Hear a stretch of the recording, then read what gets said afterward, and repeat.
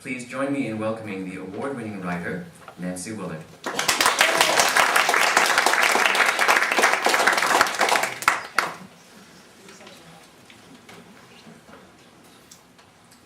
I speak like this, am I audible? Yes. In the back row? Well, yeah, second to the left. That's good enough, all right. First of all, thank you for inviting me here. This is always a great treat. It's a special treat for me because I have a student who's here, I think for the first time.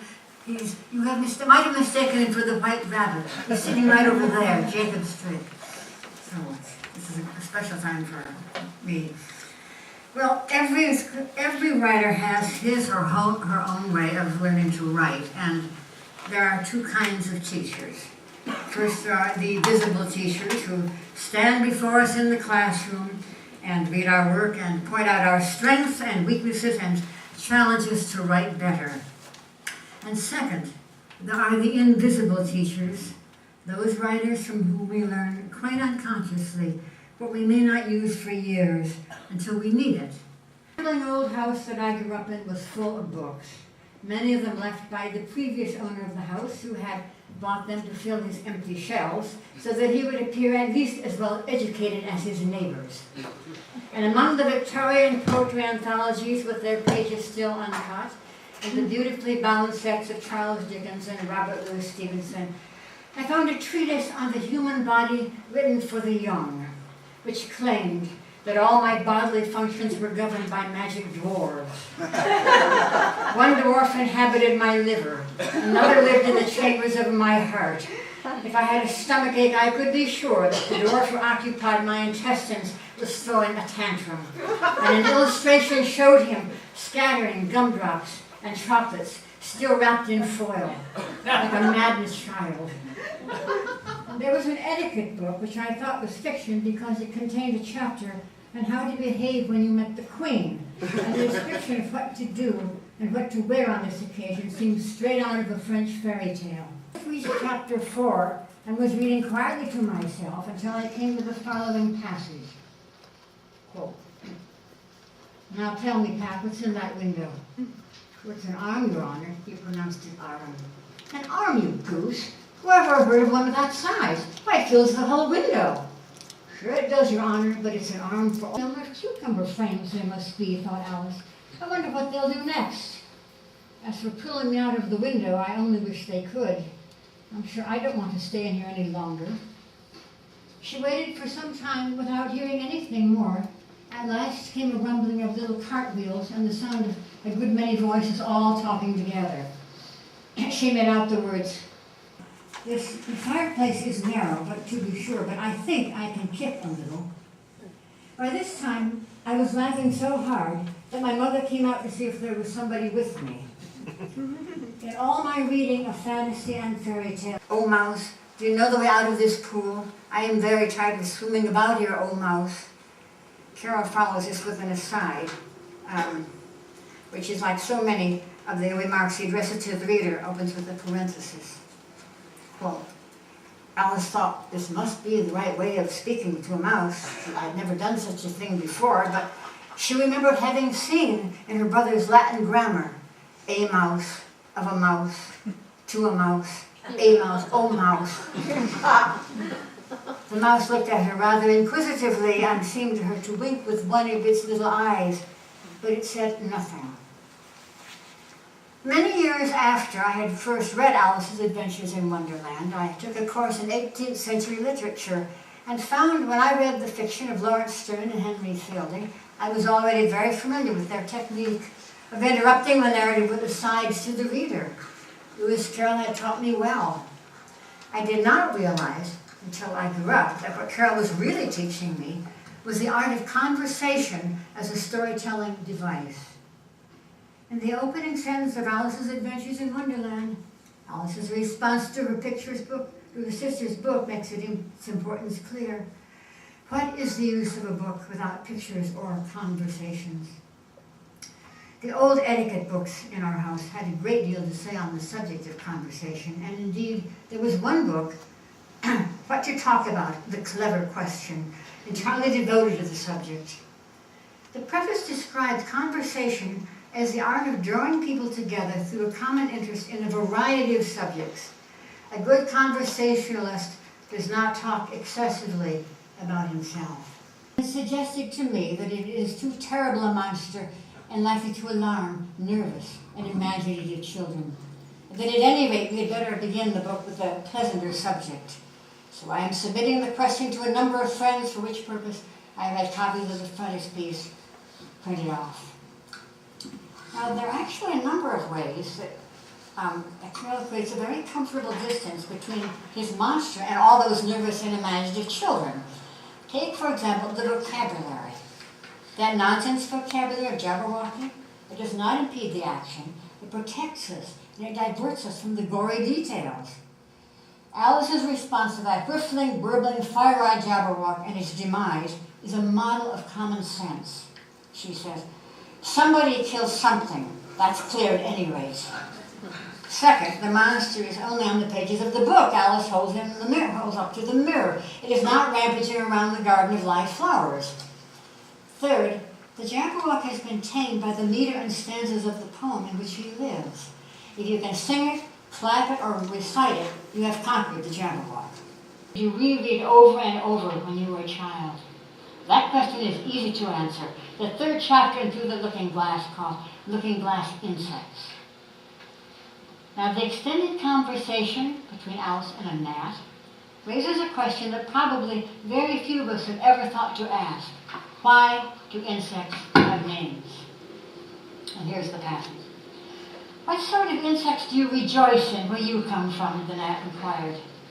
I don't rejoice in insects at all, Alice explained, because I'm rather afraid of them, at least the large kinds. But I can tell you the names of some of them. Of course, they answered to their names, the gnat remarked carelessly. Well, I never knew them to do it. Well, what's the use of their having names, the gnat said, if they won't answer to them? Well, no use to them, said Alice, but it's useful to people that name them, I suppose. If not, why do things have names at all? Monarch, morning clerk, painted lady, skipper. Naming it did not help you to see or admire the butterfly, only to recognize it. If you could identify it, you could begin to understand its place in the natural order of things. And so the question and answer conversation between Alice and the gnat was familiar to me. Having warned Alice that further on in the woods things have no names, notice that no one says they have not lost their names.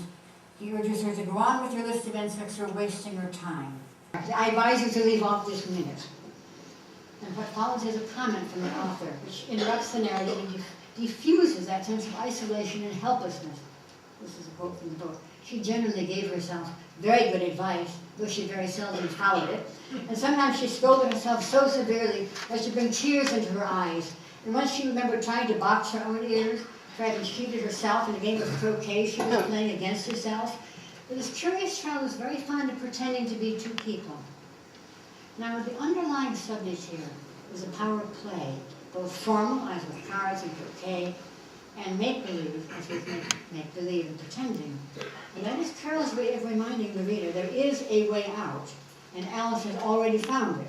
She will find it again in the first chapter Through the Looking Glass, when, addressing herself to her cat, she wished that she could get into Looking Glass house, and she says, let's pretend there's a way of getting through into it somehow, Kitty. Let's pretend the glass has got all soft like mist, or gauze, so we can get through. My mother reminded me that there were both good ghosts and scary ghosts. And she often spoke of a night, the week after her own mother's funeral, Cheryl felt somebody pulling the covers over her shoulder, and when she opened her eyes, she saw the ghost of her mother standing at her bedside. She shook my father awake. Mother is in the room with us. My father was a man of good sense. If it's your mother, she won't hurt you. Go back to sleep.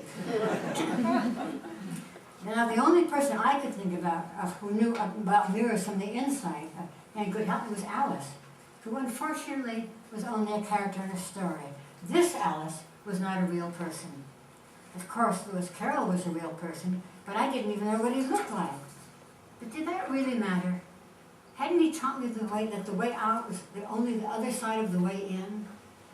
Just before she jumped through the looking glass, didn't Alice say, let's pretend there is a way of getting through it. Let's pretend, let's pretend. I knew those words long before I had read Alice's Adventures in Wonderland.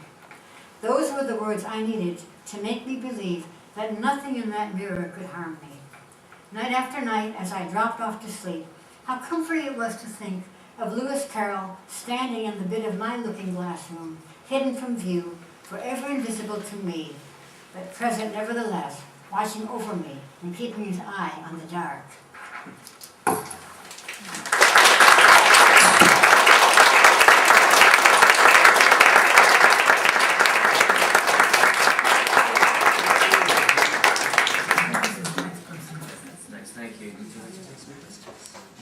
He's asked me to take questions, but I have to tell you, many years of teaching has made it a lot easier for me to ask questions than to answer them. Fair enough. But I will try, if you would like. There's one question I would love to ask. Should I ask that one? Why not? Why don't you All ask right. questions? This is what I'd like to ask. You don't have to answer, it's not a quiz. I'm always curious to know when people discovered Alice in Wonderland, when you first read it, who gave it to you, how you found it. I read it as a child, and then as children. I mean the original, the long text, the one that Carolyn Self wrote. Whether you got it by accident. Where did some of you find this? And some of you, how many of you didn't know it as a child but knew it as an adult? Did you all read this from Particular stories. Yeah. How did you come to find the book? I found it because I didn't, yeah. I read it at age 10 and I found it at the library by accident. Yeah, by accident, yeah. It was in my house. That's much like this, yeah. My mother gave me a copy when I was 9. Cyril Richard. We had the records up in the attic. Oh, yeah, okay, the same one. The same Listen to one, them all the yeah. time. Did anyone read anything? My father read it to me about age 8, and I certainly. So you heard it. Actually, I was thinking about reluctant readers as we were hearing this talk this morning. I think one way to help people get over that and to get them into books would be to hear stories read out loud, to tell stories, to someone tell a story, because it's read for all ages. And when you ever cite in on a section of professional storytellers, they're all ages of people there, and it's for everybody. And so when you hear it, I think you have an advantage. Yeah. Just a comment, because I teach Alice, I teach 4th graders, and I've been reading it aloud to them for about 20 years, so I really enjoy, I mean, I really appreciated his voice in it, but I really, really appreciated your talk, because I think you pulled out and teased out that concept that he's telling the story. I think it does. I mean, of course, we remember Alice started as a story told to somebody. Like Kevin Alice pestered him to write it down. Where would we be now? We wouldn't be here. We wouldn't exist. We'd go out like a candle. Any other stories or? Yeah. The first time I ever read Alice was, I was 20 and I was backpacking across Europe, and books were very scarce then, and I came trading books. I got a copy of Alice and the cover was ripped off. It was an old beat-up copy, and I was on a beach on the Mediterranean when I read it. That's wonderful.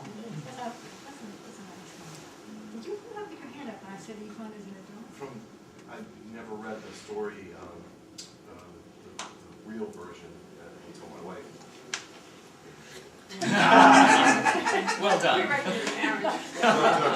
A good deed. That's something I appreciate. Yes, credit. But thank you again. All right. Thank you again.